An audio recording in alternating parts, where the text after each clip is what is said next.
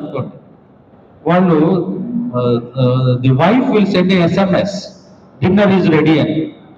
Husband says yes I'm coming అని. ఎక్కడ వాళ్ళిద్దరు హార్డ్లీ 3 అడుగుల దూరంలో ఉంటారు. ఇలాంటి కల్చర్ అవసరమా మనకి?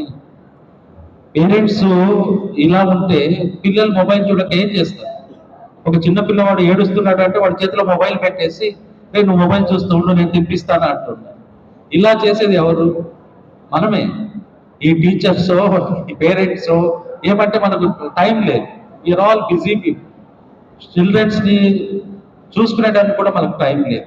వైఫ్ అండ్ హస్బెండ్ మాట్లాడుకునే దానికి టైం లేదు. అన్నిటికీ ఎస్ఎంఎస్.